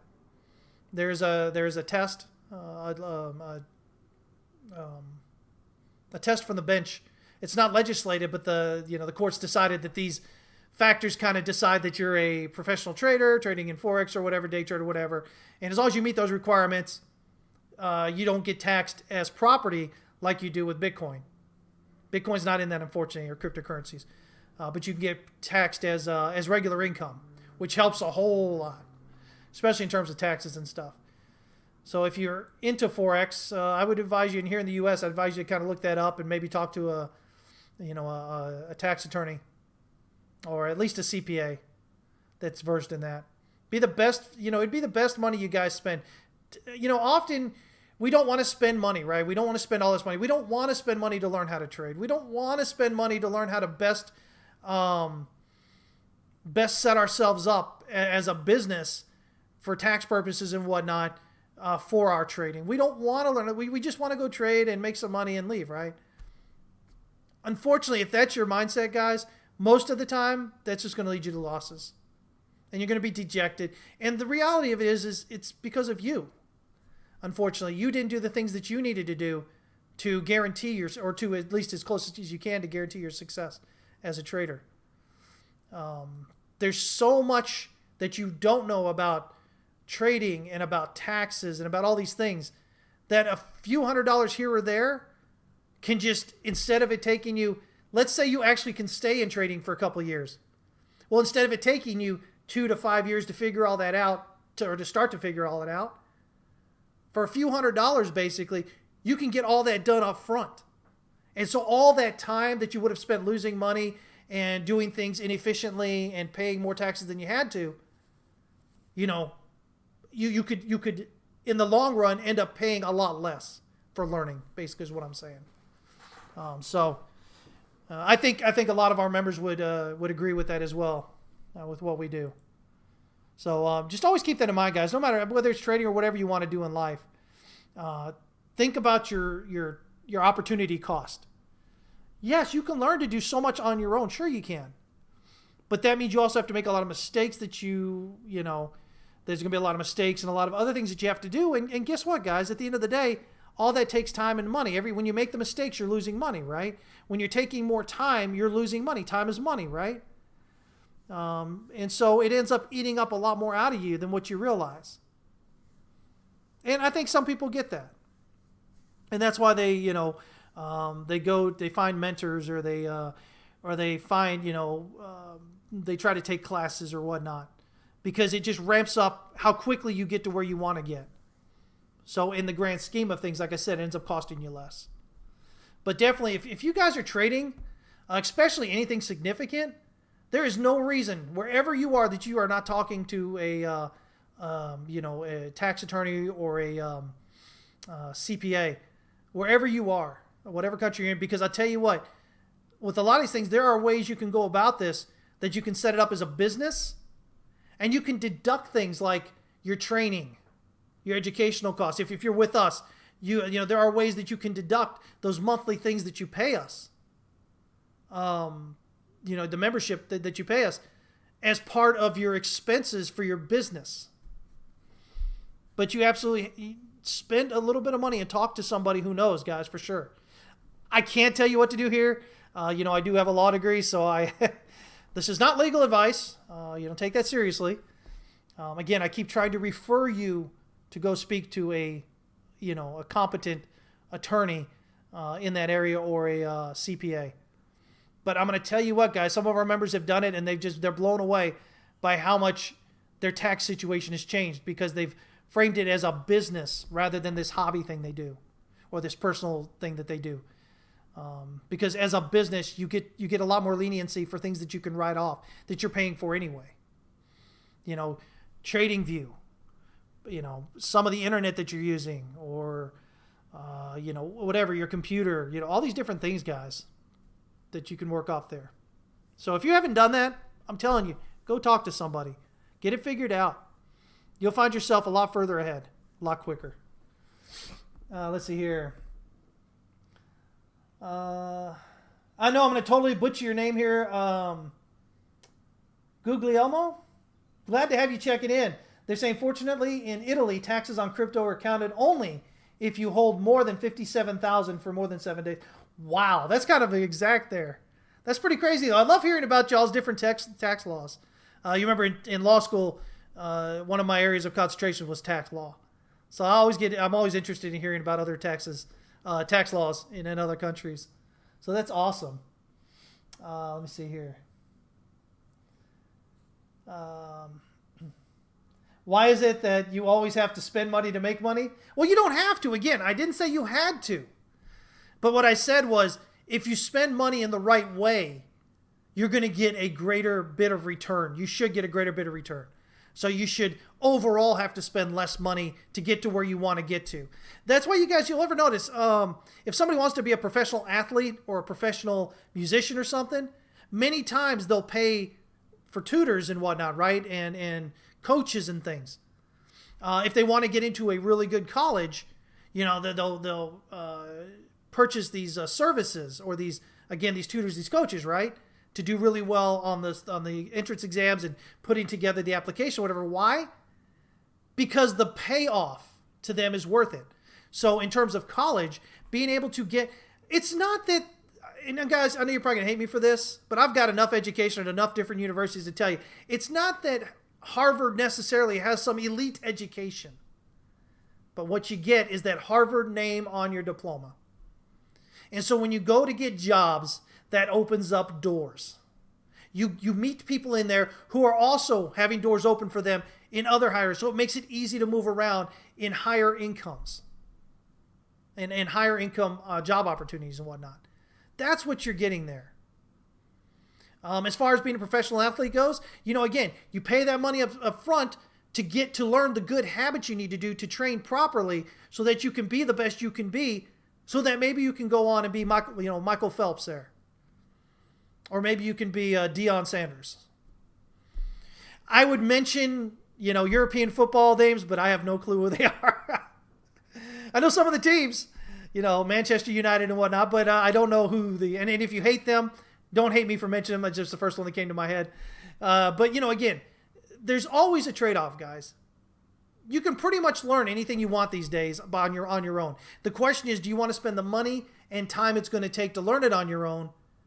Or would you rather get there faster overall for less money. And that's generally the way you should be looking at it either way. Oh man, I cannot even read your name. You've got a dark blue on this blue background, but you're from Morocco. What's going on? Good to have you checking in. I really wish I could read your name there. I cannot, man. That is completely, wow. That's blue on blue. Let me see here. CryptoGross is looking into setting up an LLC. Might be a good idea. LLCs, if you're in the U.S., I think are just absolutely fantastic things because, you know, the income and taxes and everything just kind of directly siphon right through your personal side. You don't have to do a lot of the corporate tax stuff and whatever that you would have to do, or corporate paperwork and all that. LLCs are like a light version, but they still give you protection. They still allow you, you know, to write off things and whatnot. So yeah, I like LLCs. We use LLCs a lot at Texas West and other companies that I have. Let me see here. Chemo, you said you agree you're just busting chops and pointing out the dilemma and finding an excuse for checking in with me? Well, glad to have you check it in. Pedro says a stock operator has to fight a lot of expensive enemies within himself. So he says, Jesse was right. I agree for sure. So anyway, yeah. So there's gold, oil there. So yeah, I mean, you know, we can look at gold here real quick. Let me pull that up. I'm just about to get done here. Really appreciate you guys checking in with me on a Friday, guys. Thank you so much. A lot of fun with y'all. So gold right here. I'm still leaning toward downside here. So I've got it basically as a 1-2, 1-2 here. And so now we've on this circle, or this what is this here? This parentheses 3 movement here. What we're looking for, we need to see a decline below this black line here, this swing low. So as you can see, we bounced right above it, kind of pushing up here a bit, finding some resistance right here at this activity, getting some wick. So we should look for a move below that. That's going to increase the confidence that this wave 2 is in. Decline through that bottom there should add a lot of confidence to that. And that wave 3, we're looking to target right here around 18.36 and 10 cents. So that's that local wave 3. So that would be, working out within this larger wave 3 in parentheses, working out through that. So that's the minimum right there, 18.36. If we move up above this swing high right here, because this one's already pretty close to this swing high, so I'm not going to worry about that. I'm going to say if we go ahead because if we're getting above that, I think we're getting above this one. And so if we're above 19.39 and 40 cents, then that means that wave 2 here is potentially not done yet. So, maybe this becomes a 1, 2, 3, 4, 5, and then, ABC here, and then 1, 2, 3, 4, 5. But nonetheless, what it means is wave 2 then, wave 2 here is just not done yet, and so we look for, for it to finish out. If, however, price continues up above this wave 2 swing high up here at just about 2,000, right around $2,000, gets above that, then all of a sudden this becomes invalidated, and we really start looking more seriously at possibly having a more bullish count out of this. But for right now, it seems like things are, still pushing downward. So we'll continue to work with the downside until those other levels start getting invalidated with that. Let me see here. Could it be time for the gold-silver ratio to take a dive? Possibly. I don't even know if I have that chart. Thought I did it one time. Let me see here. Gold-silver ratio. Look at that. I do have one. Oh, man. Look at the colors there. It's been a while, isn't it? All right. This is my comparison with gold and silver and gold miners. How they're moving out with everything there. Let me see here. Let me go ahead and grab this real quick. Just open a new chart here real quick. I'm going to keep saying real quick because why not, right? Oh, I just pulled the same one. Okay, that's great. Let me turn off the rest of this. Gold, silver. There's the ratio. That's what I'm looking for. Let me do this. Let me put all this over here into a group over here. Turn them all off. There we go. Now, let's see here. This is the monthly. And so, let's see. What do we got here in the monthly? Yeah, monthly's got further to fall in RSI potentially. You do notice here that we've got this on the monthly here. We've got what appears to be some hidden bearish divergence there.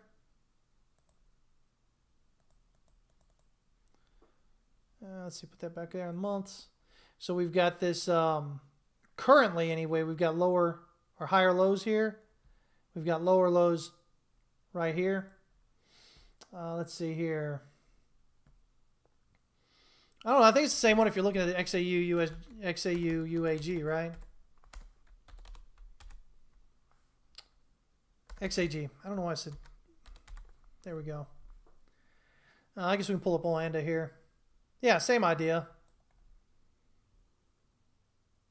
Same thing you're looking at. It's the same one is what I was pulling up there on the CVD, the CFD. But yeah, so I appreciate it, man. But anyway, let's zoom in a little bit here. Let's zoom into the weekly, see how that's looking. I mean, if I look at this weekly, I go 1, 2, 3, 4, 5. And then A, B, C maybe. I mean, that looks like a flat here for wave B or wave 2 or whatever you want to look at it here. The retracement on that is actually, let's see.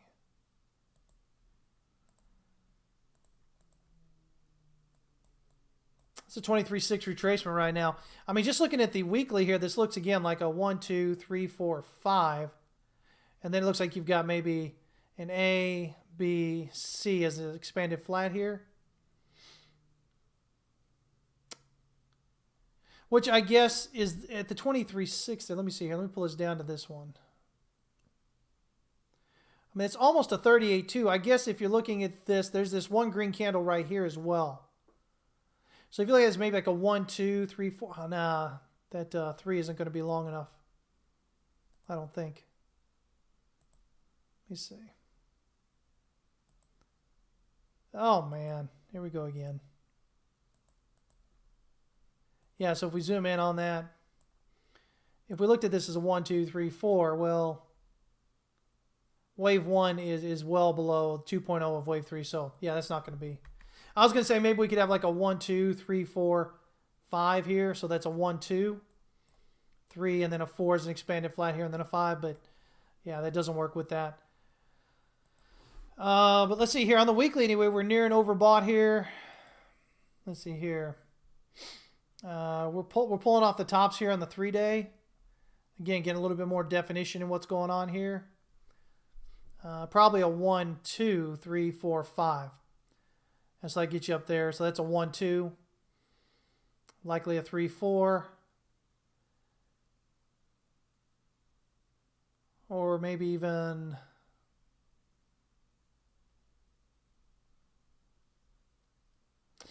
I guess there's possibly, as we continue to dive in down here, maybe there's a 1, 2 here, and then a 1, 2, and then a 3, 4, and a 5. So 1, 2, 3, 4, 5, which then gives you an A, B, C for a 1, 2, 3, 4.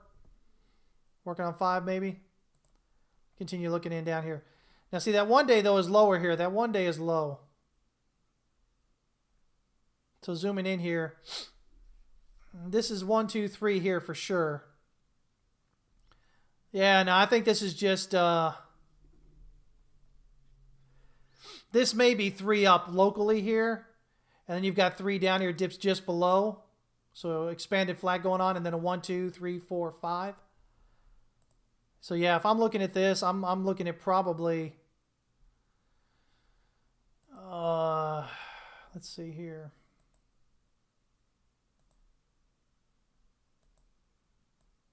Just to get a general idea of this movement here.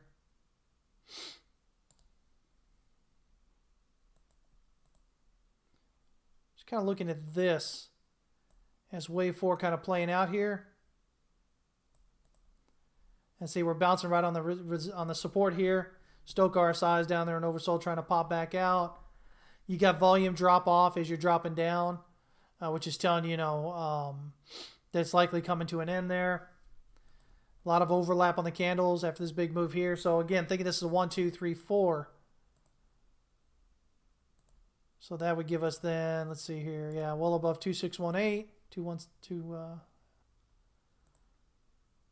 If we run it off this low, I'd probably be looking for, gosh, man, let me see here real quick.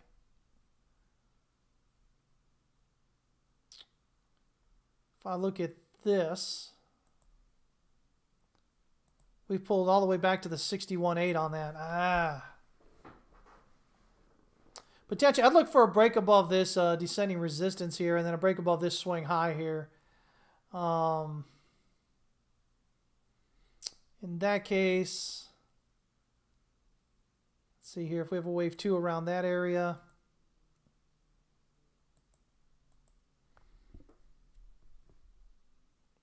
You'd be looking for a move up here to the 1.0, probably around 89, 94, 948. But again, I'm not actually, because I've got to go here in a minute, I haven't actually counted all this down here. So it's possible this could even be the bottom. If this is the bottom here, if you've somehow got 5 here, so maybe like a 1, 2, 3, 4, 5, and this could be an ABC and done with that there. So my first thing I'd be looking for is a move above this descending channel resistance here, and then above that swing high. And if it does that, then I'm thinking maybe the 1.0 up here. Just based on a quick look at that. Crypto Girl, thank you for checking in. So I've got to get out of here. It is the end of the time here. Yeah, I think it's probably looking at there. Again, looking at what's going on with Bitcoin, we're still hanging around those lows there still. So again, if we're losing that low, it really kind of opens that move on down. Right here with Bitcoin. Zoom in a bit here. Again, we're looking for a breakdown below this swing low to kind of get rid of these other 3 ideas and potentially just bring it into either this is the top, or until then, maybe a bounce at around the mid 12.5s or a bounce around 12.320 or so, 12.300 in that area, and then move up for that. So I think that's kind of where we're at with everything, guys. It's Friday. I know a lot of you are going to spend the weekend staring at charts. Don't do that if you don't have to. Take some time off. Enjoy yourself, guys. Like I said, I get away from everything on the weekends until the end of the weekend when I do our updates for Discord. The end of the night on Sunday. But the rest of the weekend, I'm not even looking at charts. I'm not around electronics. I do this all week long. Get away from it. And you should too. Whether it's the weekend or not, whether it's some other days during the week or whatever, I'm going to tell you guys, you're going to get a lot more longevity out of being a trader if you just define certain hours that you're going to trade. And then you just trade during those hours. And you say, who cares what happens when I'm not trading? Because remember, if you're going to be a trader, then all you care about is volatility.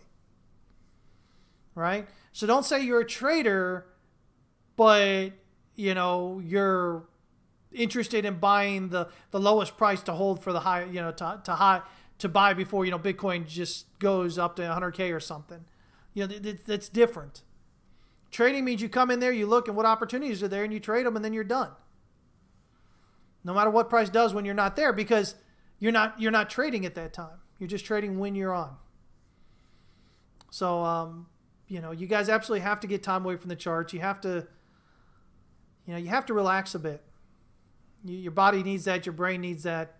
Your subconscious needs that. You don't have all that stress building up in the back of your head that you don't know about that makes you start acting emotionally with your trading and leads to losses. You don't want to do that. All right? There you go, man. Have a taco and take a stroll on the Riverwalk. There you go, right? It's all about the tacos, man. We're in San Antonio, so it's all about the Riverwalk. All right, guys. Hey, you know what? Really, guys, I sincerely appreciate y'all joining in. You always make this a lot of fun to do. And hopefully, I'm distilling a bit of, information and education to you so that, it's less that you have to go through the process of learning on your own. Because, again, it's all about the time and the money, guys. And you can spend a little bit of money at the front and decrease your time and money in the end overall. Or, you can, when it comes to trading, you can take just any trade just because, and then it just takes you longer to get to where you want to go because you have to accept a lot of losses. But, the goal should always be just to always try to find a way to maximize your time and your money. And if you're doing this as a new trade at the beginning, that I promise that just helps you so much longer along the way.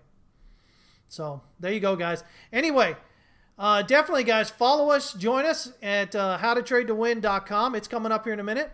As I said, we're going to open up tiers 1 and 2 probably at the end of the weekend, but it's going to be for a very limited time, and it's going to be only for a limited number of people. Again, we're doing that so that we can make sure that if we were to get like 300 people all at once, we couldn't handle that. We wouldn't be able to give you all the type of service we're trying to give you. So we're limiting it. We're bringing them in little bits by little bit. So we're going to open it for a bit. Once it's closed, it'll be closed for a while. I don't know how long again, until things are back on and comfortable and working correctly. And we decide that what we're doing is working all well for everybody that we have already. And then we'll open it again. So there you go, guys. All right, guys. Hey, listen, have a great weekend. Remember, at the end of the day, the only thing you control in the market is how much you lose. So it's all about that risk management. Y'all take care. Have a safe and fun, enjoyable weekend.